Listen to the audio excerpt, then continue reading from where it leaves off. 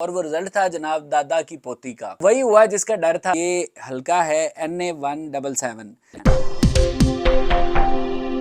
السلام علیکم دوستو، الیکشن کے رزلٹس آ رہے تھے اور جناب ایک رزلٹ ایسا تھا جس کے لیے بہت لوگ مجھے میسیجز کر رہے تھے فیس بک پہ اور پوچھ رہے تھے بار بار کہ آپ پلیز اس رزلٹ کے بارے میں بتا دیں، اور وہ رزلٹ تھا جناب دادا کی پوتی کا۔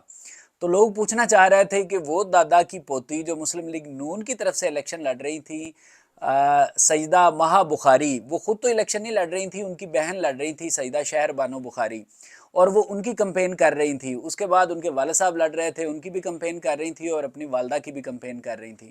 تو ان کے بارے میں پوچھ رہی ہیں کہ کیا بنا جناب ان کا، ان کے پورے خاندان کا کیا بنا۔ تو وہی ہوا جس کا ڈر تھا، دادا کی پوتی خود بھی ہار گئی ہیں اور ان کا پورا خاندان بھی ہار گیا ہے۔ تو آپ کو میں رزلٹ بتاتا چلوں، یہ رزلٹ بلکہ میں سکرین پہ ہی شو کر دیتا ہوں، آپ رزلٹ دیکھیے جناب۔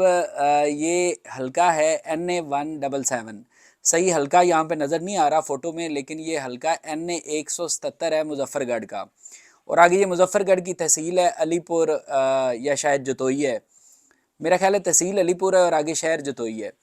تو یہ جناب نا آپ دیکھیں کہ محمد معظم علی خان، یہ معظم جتوئی ہیں جنہوں نے 1,13,662 ووٹ لیے ہیں اور جیت کے ہیں، اور دادا کی پوتی سیدہ شہر بانو بخاری، ان کے ہیں 67,964، تو تقریباً 45,000 پلس کی لیڈ سے دادا کی پوتی ہار گئی ہیں۔ پھر جو صوبائی اسمبلی کا رزلٹ ہے اس میں بھی یہ ہار گئے ہیں، اور صوبائی اسمبلی کی سیٹ پہ ایک پہ کامیاب ہوئے ہیں داؤد خان جتوئی اور دوسری پہ رانا عبد المنان۔ تو دادا کی پوتی کا پورا پینل مسلم لیگ نون کی طرف سے الیکشن لڑ رہا تھا اور پورا پینل ہار گیا ہے۔